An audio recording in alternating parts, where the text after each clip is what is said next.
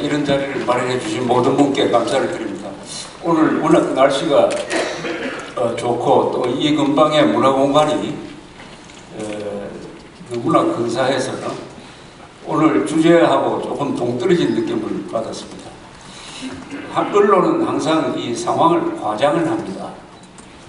그래서 한국이 마치 세계에서 가장 불안한 나라인 것처럼 오해를 하도록 만드는데, 사실은 한국은 통계로 보면 세계에서 큰 나라 중에서는 안전한 나라에 속합니다. 점점 안전해지고 있습니다. 세월호 침몰은 어떻게 보면 예외적인 것입니다. 연안 해운에 국한된 사건이라고 보는 게 맞을 겁니다. 다만 이번 사건은 워낙 텔레비전이라든지 여러 매체에 의해서 실황 중계가 되었기 때문에 그 충격이 이렇게 크고, 그것을 정치적으로 악용하는 세력이 있기 때문에 과거에 다른 사건 사고와 다른 방향으로 이렇게 진행이 되고 있습니다. 예컨대 1980년대에 한국에서는 교통사고로 14,000명씩 죽었습니다. 그때는 자동차 보유대수가 지금보다 한 10분의 1, 20분의 1밖에 안 됐습니다. 그러나 지금은 교통사고와 연간 사망자가 한 4,000명 정도로 줄었습니다. 그만큼 더 안전해졌어요. 또 항공사고도 1997년에 8월에 괌 착륙할 때 200몇 명이 죽은 이 카알 사고 이후에 큰 사고는 국내에서는 없습니다. 여러 가지 점에서 한국은 안전하고 한국 사람들이 행복하게 느껴야 될 객관적 조건을 갖고 있습니다.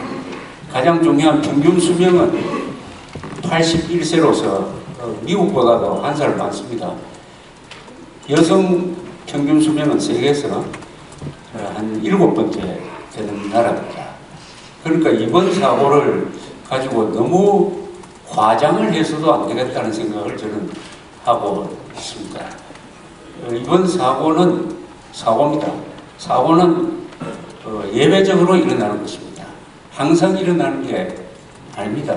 그 원인을 정확하게 진단해가지고 수술을 할 때 그 부위만 이렇게 딱 깨내야 되는데, 잘못 수술을 하면은 건강한 부분까지 다 드러내는 수가 있습니다.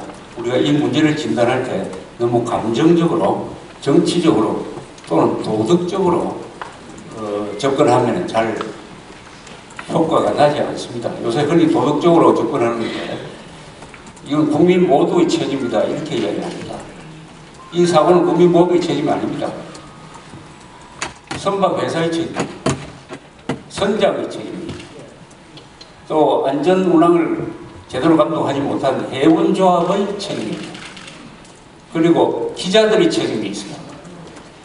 과정 문제를 알든 모르든 그동안 보도하지 않았습니다.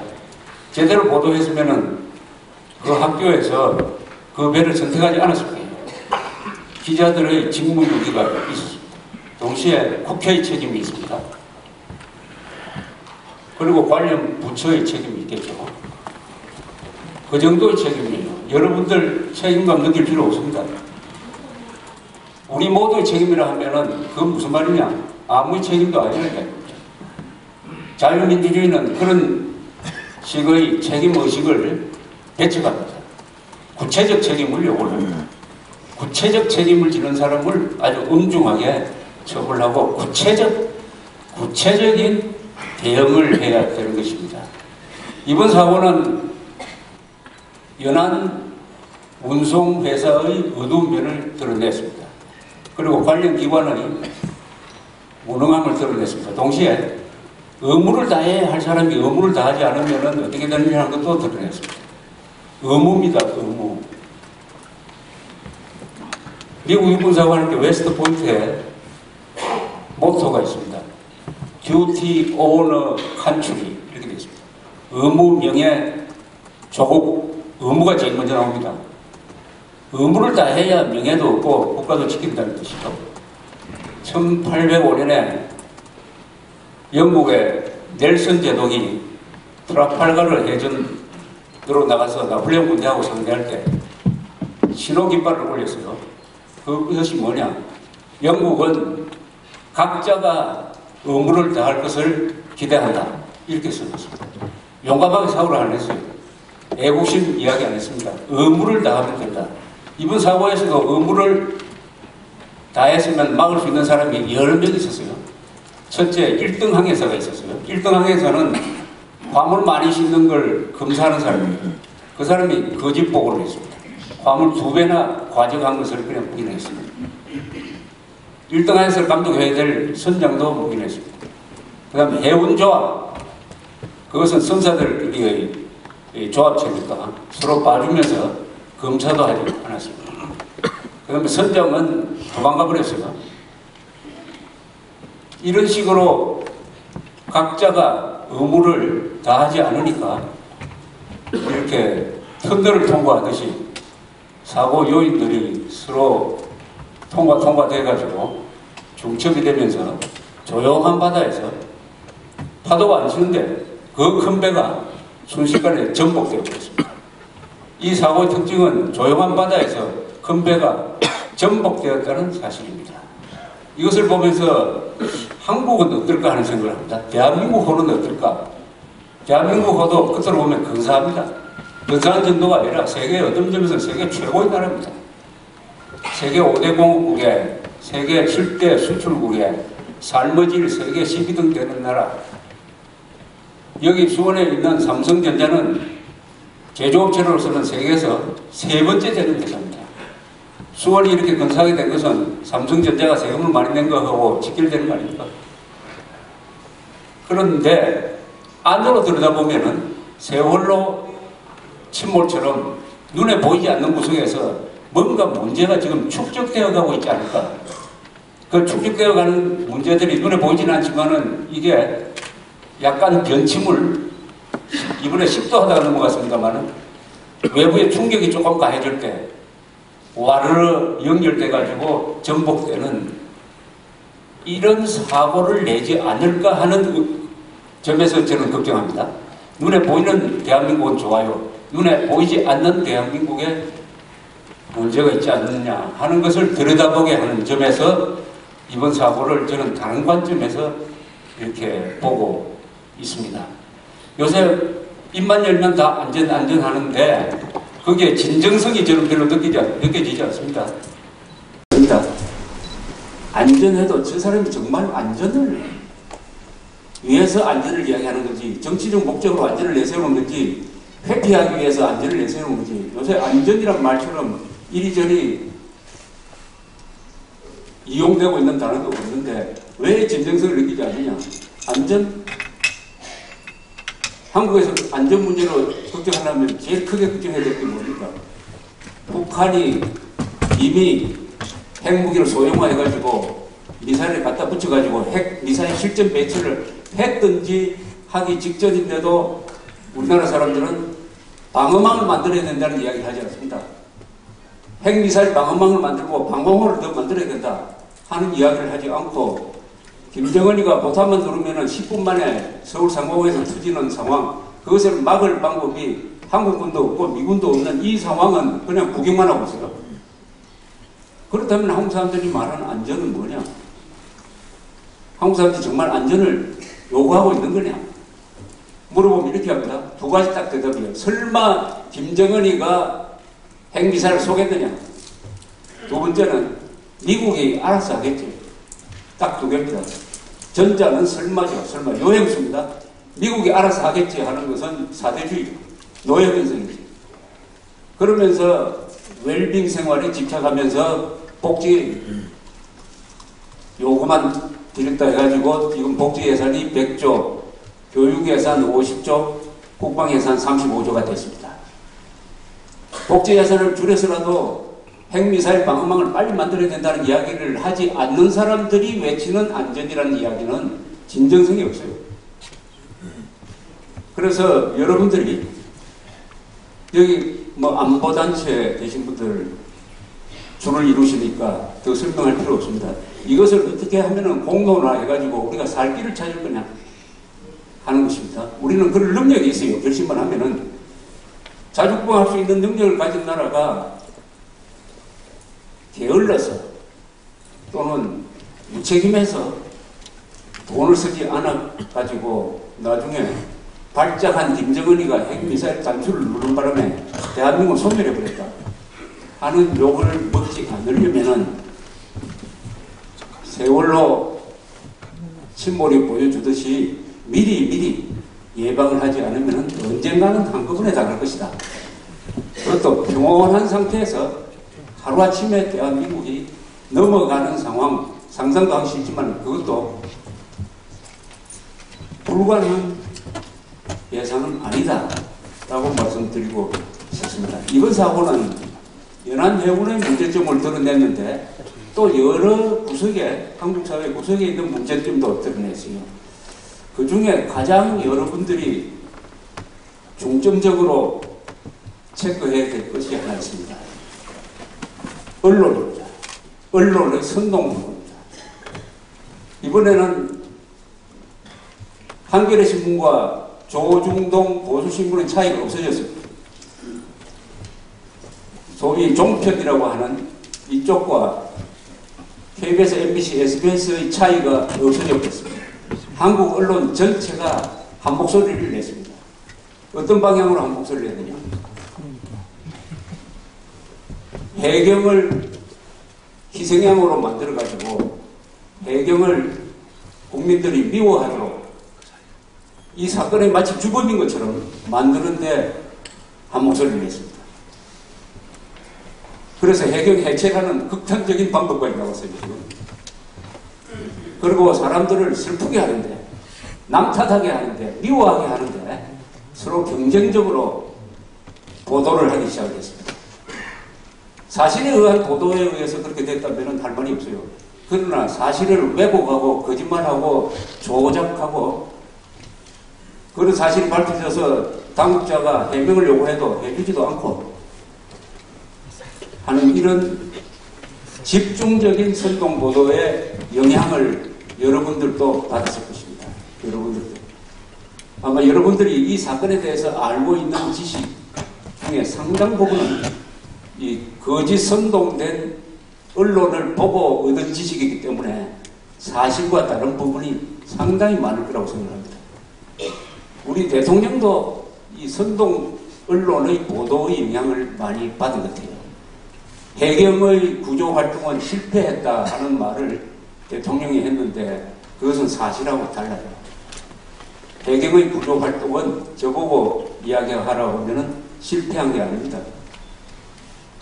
이 사건에 대해서 간단하게 설명하고 끝내도록 하겠습니다. 여러분들이 이 사건을 제대로 이해하지 못하면 선동에 당할 것 같아서요. 이 사건은 가장 큰 책임자는 청해진 해운입니다. 두 번째는 선장이에요. 배가 넘어갔습니다. 과적으로. 넘어간 부분까지는 선사 책임이에요. 넘어가는 배에서 끝까지 지휘체제를 유지해야 될 책임은 선장한테 있죠. 선원들한테 있었죠. 그 사람들이 다 도망가 버렸습니다. 적전 도망을 갔습니다. 기습을 받아가지고 다 도망가 버렸습니다. 지휘체제가 무너졌어요. 6.25 때 우리는 기습을 받았지만 지휘체제를 유지했습니다. 어떤 부대도, 군대 단위까지도 항복한 게 없어요. 철수를 하고 후퇴를 했습니다. 질 수 있는 후퇴를 했어요. 이번에 이준석 선장 등 이 선원들은 위기에 빠진 승객들을 남겨놓고 도망감으로써 선 내에서 지휘체제가 무너졌습니다. 그 책임을 상당 부분을 지금 언론은 해경한테 두고 씌웠습니다. 지휘체제가 무너진 상태에서 이 배는 급속도로 넘어가고 있었어요. 해경은 신고를 받고 30분 만에 헬리콥터를 보냈습니다. 30분 만에 왔어요. 경비정도 전송으로 달려가지고 구조선으로서 35분 만에 도착했습니다. 매우 빠르게 대처한 것입니다. 매우 빠르게. 그러나 배는 60도로 넘어갔어요. 60도에서 점점 더 기웁니다. 60도는 어떤 정도 기울기냐 하면 이 절벽입니다. 절벽. 그러다가 90도, 180도 돼가지고 사실상 구조할 수 있는 시간은 40분 정도밖에 없었습니다. 이 상황에서 선대가 어떻게 돌아가는지 알 수가 없죠. 선원들이 다 도망가 버렸습니다. 바깥으로 자력으로 탈출한 사람들, 또는 난간을 잡고 붙들고 있는 사람들, 물속으로 뛰어든 사람들, 이런 사람들을 중점적으로 수습할 수밖에 없었어요. 또 그 일부 용감한 구조대원들은 헬리콥터에서 뛰어내려가지고 헤엄쳐가지고 배 안으로 들어가서 수십 명을 살렸습니다. 조사실로 들어가려고 하다가 미끄러지기도 하고 이랬습니다. 선내로 진화한 노력을 했습니다. 그래서 172명을 살렸습니다. 미국 같으면은 거기에 헬리콥터 타고 뛰어내려가지고 수십 명을 구한 사람은 아마 지금 영웅이 됐을 겁니다. 지금 이 언론의 선동에 의해서 그 사람들이 역적이 되어버렸습니다. 그래서 대통령과 실패했다. 그래서 해경 해체라는 이런 방안이 나왔습니다. 이게 한국의 선동 언론이 얼마나 가공한 위력을 발휘하느냐 하는 것을 잘 보여주고 있습니다. 과거에도 이런 선동에 넘어가서 광우병 사태 때도 많은 국민들이 미국산 쇠고기는 위험하다고 선동하는 데 넘어갔던 적이 있습니다. 그러나 그때는 보수 언론이라든지 연구단체가 반격을 가해가지고 다시 돌아왔습니다. 그러나 이번에는 한겨레와 조중동과 종편과 KBS, MBC가 같아져 버렸으니까 언론계 안에서 이 자성 운동이 일어나기가 좀 어렵게 됐습니다. 그러니까 박근혜 대통령도 해경은 구조는 실패했다고 국가적 조사가 나오기 전에 서둘러서 그런 이야기를 하는 쪽으로 몰려버렸습니다. 여러분들한테 부탁드리고 싶은 것은 어느 신문이든 그 기사를 읽고 의심을 해야 됩니다. 일단 이것은 사실이 아니겠지라고 받아들여야 됩니다. 제가 기자 생활 40몇 년 한 사람이 이런 식으로 이야기하는 게 좀 부끄럽습니다만 한국 언론은 일단 이것은 거짓말일 것이다, 과장일 것이다, 편파일 것이다, 한쪽 이야기만 전달할 것이다 라고 생각을 하고 따져봐야 됩니다. 따져보지 않으면은 그 언론의 선동에 넘어가고 결과적으로는 어떻게 되느냐, 반대한민국 세력을 도와주는 역할을 하고 거기에 편성해가지고 이용만 당하게 돼 있습니다. 맞습니다.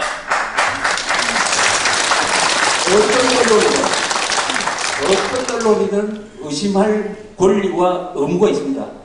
의심을 해야 돼요. 그리고 언론이 대한민국 언론을 바꾸지 않으면 대한민국은 아마도 서서히 침몰할 것입니다.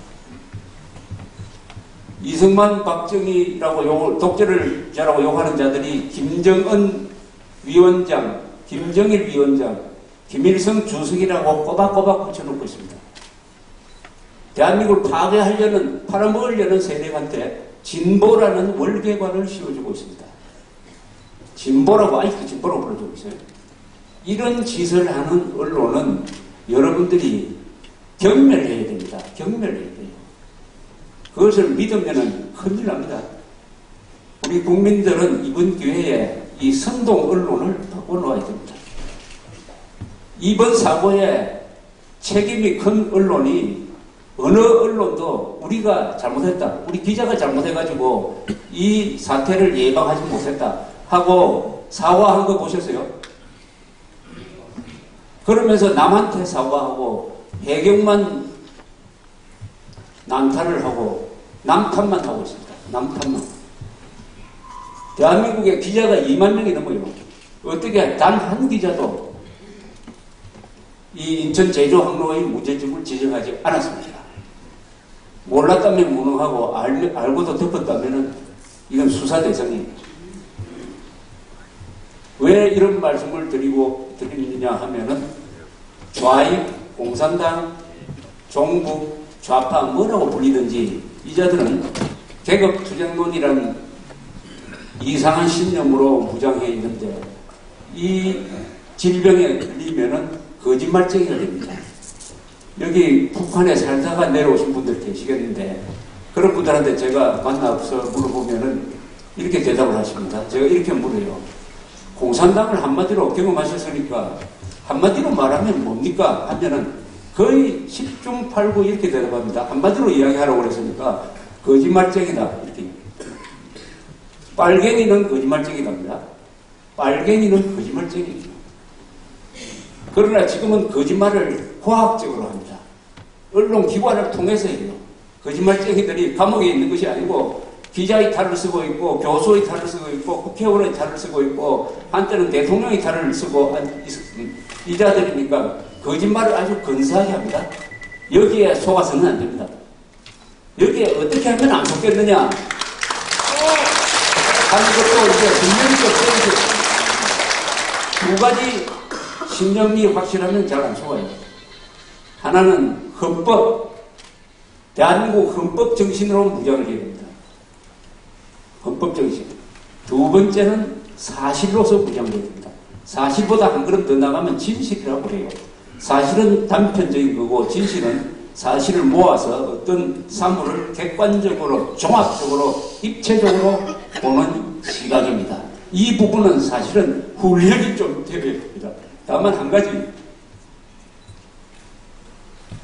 좋은 말 하는 사람을 의심하셔야 돼요. 좋은 말 하는 사람, 평화, 민족, 진보, 화해, 협력 이런 좋은 말 하는 사람, 또 크게 말하는 사람, 대한민국이 총체적 부실이다.